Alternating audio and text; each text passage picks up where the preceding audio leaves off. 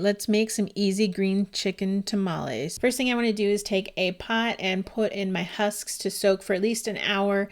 And I'm going to use a bowl to weigh it down so that way I don't have to worry about it floating back up and not actually soaking.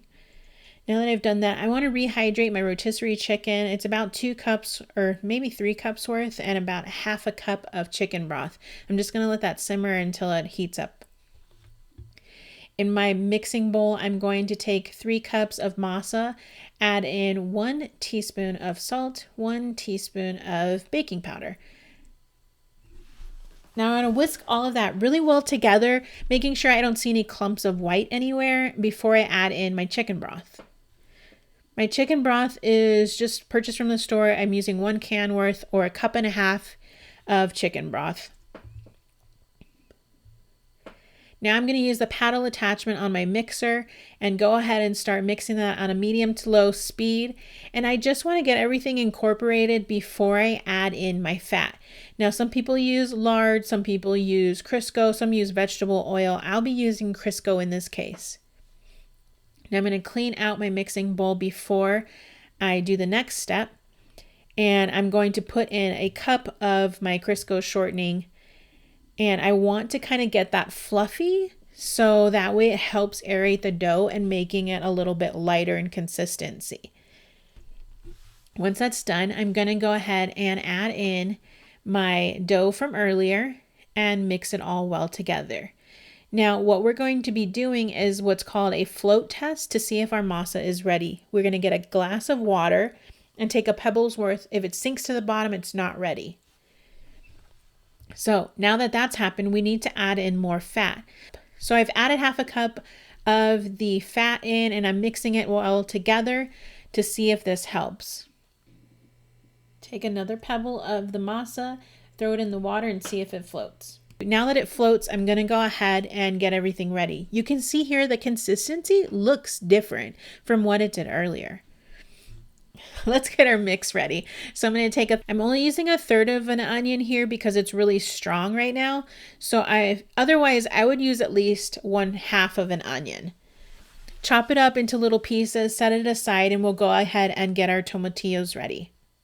Now you can use a blender or you can use a food processor, but I'm going to pour in a can of tomatillos and I just want to pulsate them until they're kind of liquidy and a little bit of chunks are left in it, and I'm going to set it aside. Using a Dutch oven pan, I put in about 1 tablespoon to 1.5 tablespoons of oil, threw in my onions, and I just want to cook those until they're kind of translucent. Now let's add in a clove of garlic, give it a stir, and then add in 1 teaspoon of cumin. Now you're going to pour in that tomatillo blend that we made earlier, put in some salt to taste, and then we're going to add in a can of hatch chilies. I'm using mild chilies because we don't have spicy eaters in the house, but otherwise I would up the level of spice for you guys.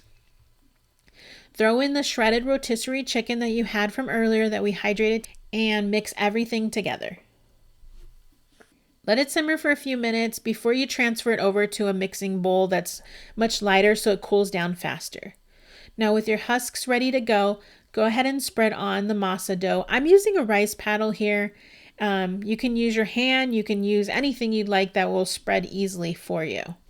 I'm going to pour in about 2 tablespoons of the filling. It's still hot here, so be careful. Pour in the filling, and then you're going to take one side of the husk and try and remove that masa off the side, and then put the other side of the husk so that way it connects into the normal tamale shape that you're used to. Once it's done, you can fold it in half and then you can tie it off with an extra piece of husk that you have laying around. Totally optional. If you don't and you put too much masa in, it will kind of get really fat, but I mean, it's not a big deal. You're still going to eat it anyway. So we'll repeat the process once again. You're going to take the dough, you're going to spread it out thinly, and you want to make sure to leave about 1 inch on each side, only going halfway up the husk.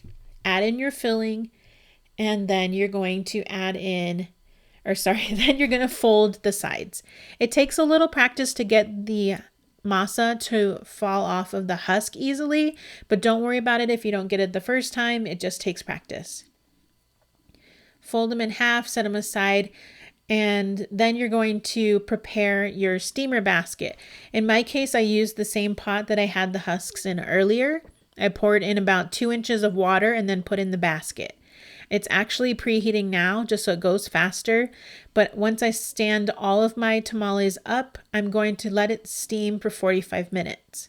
Here you see it's already steamed, and I'm pulling one of them out immediately just so I can show you what it looks like on the inside. Normally, I would let this set up for 15 to 30 minutes before I eat it.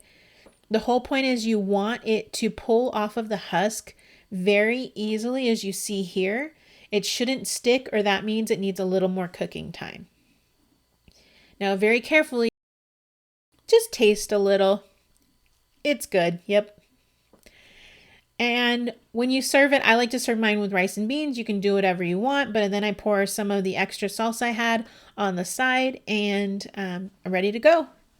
Thanks so much for watching, guys. Be sure to subscribe for more videos.